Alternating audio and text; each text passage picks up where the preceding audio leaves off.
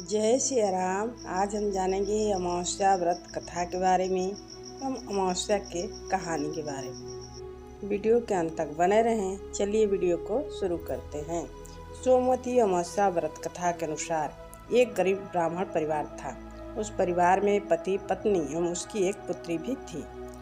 उनकी पुत्री समय के गुजरने के साथ साथ धीरे धीरे बड़ी होने लगी। उस पुत्री में बढ़ती उम्र के साथ सभी स्त्रियों चित्त गुणों सगुणों का विकास भी हो रहा था। वह कन्या सुंदर संस्कारवान एवं गुणवान थी, परंतु गरीब होने के कारण उसका विवाह नहीं हो पा रहा था। एक दिन उस ब्राह्मण के घर एक साधु महाराज पधारे। साधु उस कन्या के सेवा भाव से अत्यधिक प्रसन्न हुए। कन्या को लंबी आयु का आशीर्वाद देते हुए साधु ने कहा, इस कन्या के हाथ में विवाह योग्य रेखा नहीं है। तब ब्राह्मण दंपति ने साधु से इसका उपाय पूछा। कन्या ऐसा क्या करे कि उसके हाथ में विवाह योग्य बन जाए। साधु महाराज ने कुछ देर विचार करने के पश्चात अपनी अंतर्दृष्टि में ध्यान करके बताया कि कुछ ही दूरी पर एक गांव में सोना नाम की एक धोबिन महिला रहती है। वो भी अपने बेटे और बहू के साथ रहती है, जो बहुत ही आचार विचार एवं संस्कार संपन्न तथा पति परायण है। यदि यह सुकन्या उस धोबिन की सेवा करे तो और वह महिला इसकी शादी में अपने मांग का सिंदूर लगा दे तथा उसके बाद इस कन्या का विवाह हो जाएगा, तो इस कन्या का वैधव्य योग भी मिट सकता है। साधु ने यह भी बताया कि वह महिला कहीं बाहर आती जाती नहीं है। यह बात सुनकर ब्राह्मणी ने अपनी बेटी से धोबिन की सेवा करने का प्रस्ताव रखा। अगले दिन से ही कन्या प्रातः काल ही उठी और सोना धोबिन के घर जाकर साफ सफाई एवं अन्य सारे कार्य करके अपने घर वापस आने लगी। एक दिन सोना धोबिन अपनी बहू से पूछती है कि तुम तो सुबह ही उठकर सारे कार्य कर लेती हो और पता भी नहीं चलता। बहू ने कहा, माँ जी, मैंने तो सोचा कि आप ही सुबह उठकर सारे काम खुद ही खत्म कर लेती हैं। मैं तो देर से उठती हूँ। यह सब जानकर दोनों सास बहू घर की निगरानी करने लगी कि कौन है जो सुबह ही घर का सारा काम करके चला जाता है।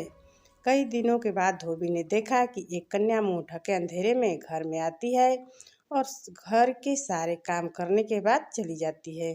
जब वह जाने लगी तो सोना धोबिन उसके पैरों पर गिर पड़ी।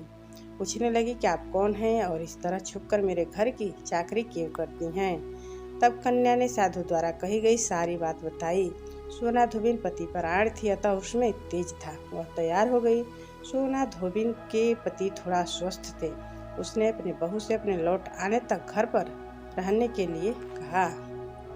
तब कन्या ने साधु द्वारा कही गई सारे बात कहने के बाद धोबिन को लेकर अपने साथ चल दी और धोबिन वहां जाकर जैसे ही उस कन्या की मांग में सोना धोबिन ने अपनी मांग का सिंदूर लगाया तो सोना धोबिन का पति मर गया। उसे इस बात का पता चल गया। वह घर से निराजल ही चली थी, यह सोचकर कि रास्ते में कहीं पीपल का पेड़ मिलेगा तो उसे भौरी देकर और उसकी परिक्रमा करके ही जल ग्रहण करेगी।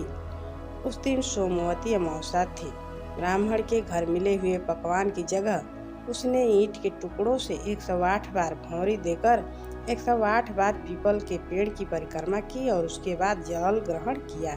ऐसा करते ही उसके पति के मृत शरीर में वापस जान आ गई और सोना धोबिन का पति फिर से जीवित हो उठा।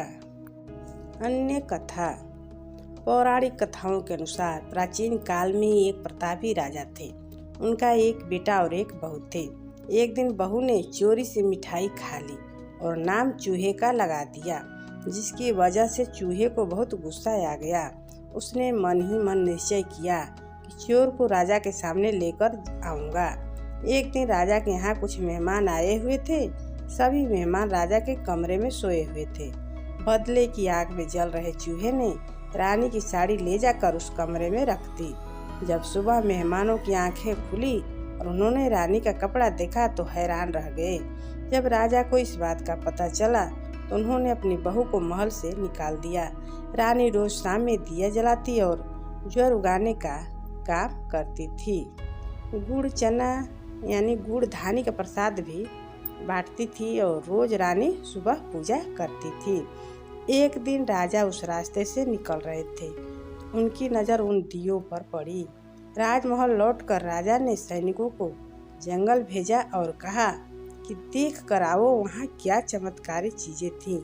सैनिक जंगल में उस पीपल के पेड़ के नीचे गए। उन्होंने वहाँ देखा कि दिए आपस में बात कर रहे थे। सभी अपनी अपनी कहानी बता रहे थे।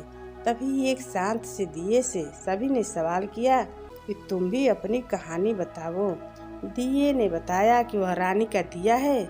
उसने आगे बताया कि रानी के मिठाई चोरी करने की वजह से चूहे ने रानी की साड़ी मेहमानों के कमरे में रख दी और बेकसूर रानी को सजा मिल गई।